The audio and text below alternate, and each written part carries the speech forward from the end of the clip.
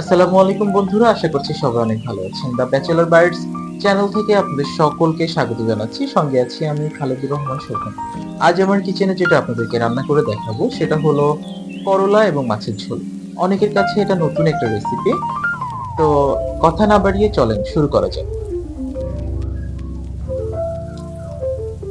সবার প্রথমে আমি যেটা করব সেটা হলো একটা কড়াইয়ের মধ্যে কড়াইটাকে খুব ভালোভাবে গরম করে নিতে হবে, কারণ এই ধরনের যেইগুলো ফ্রাই প্যান থাকে না সেগুলোতে মাছ ভাজি করতে গেলে অনেক সময় মাছ ওঠে না বা মাছ ভেঙে যায়। তো সেক্ষেত্রে যেটা করতে হয়, এই পাতিলগুলো অনেক বেশি হিট করে নিতে হয়, অনেক বেশি গরম করে নিতে হয়, তাহলে মাছগুলো খুব সুন্দরভাবে ওঠে। আর একটা ট্রিক্স আমি যেটা সবসময় করে থাকি সেটা হলো তেলের মধ্যে সামান্য পরিমাণ লবণ দিয়ে দিই, তাহলে মাছগুলো খুব সুন্দরভাবে ভাজি হয় এবং কড়াইয়ের সঙ্গে লেগেও যায় না। তো আমি খুব সুন্দরভাবে এপিট ওপিট করে মাছগুলো ভাজি করে নিব।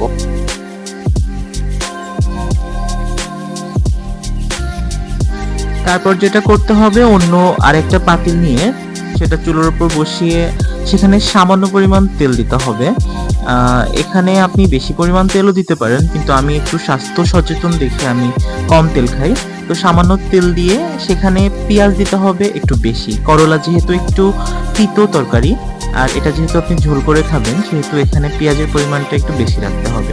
তো আমি এখানে 1 কাপ পরিমাণ পেঁয়াজ নিয়েছি, 5-7টা কাঁচামরিচ নিয়েছি, আর সামান্য আদা বাটা এবং রসুন বাটা দিয়ে ভালো করে ভাজি করে নিয়ে তারপর সেখানে সামান্য পানি অ্যাড করে নিয়েছি।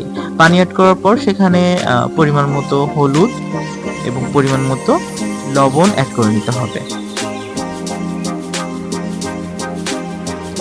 এভাবে কিছুক্ষণ জাল করার পর যখন তেল উপরের দিকে ভেসে উঠবে, তখন সেখানে আগে থেকে কেটে রাখা করলা এবং আলুগুলো উঠিয়ে দিতে হবে।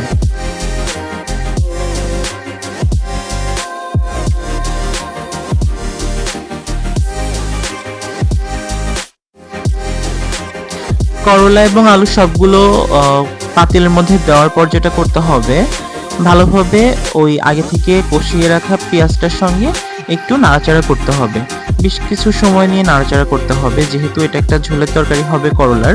তো আগে থেকে এটা একটু ভালোভাবে কষিয়ে নিলে তিতোটা কম লাগবে। অনেকেই হয়তো বা মনে মনে ভাবছেন এই তরকারি কি আসলেই খাওয়া যাবে, কিন্তু বিশ্বাস করেন তরকারিটা খেতে অসাধারণ সুন্দর হবে। ভাজা শেষে এখানে পরিমাণ মতো পানি দিতে হবে। ঠিক ততটা পানি দিতে হবে যেন আলু এবং করলা পানির মধ্যে ঢেকে যায়। তারপর পানিতে একটু বলক আসলে আগে থেকে ভেজে রাখা মাছগুলো সুন্দরভাবে ওই তরকারির মধ্যে ছেড়ে দিতে হবে। এই তরকারিটা শুধু খেতেই ভালো হবে না, এটা গরমের দিনে স্বাস্থ্যের জন্য খুব উপকারী একটা তরকারি। তারপর যখন পানি অনেকটা শুকিয়ে আসবে, তখন উপর দিয়ে সামান্য পরিমাণ আগে থেকে ভেজে রাখা জিরা গুঁড়া ছড়িয়ে দিতে হবে, তাহলে সুন্দর একটা স্মেল আসবে।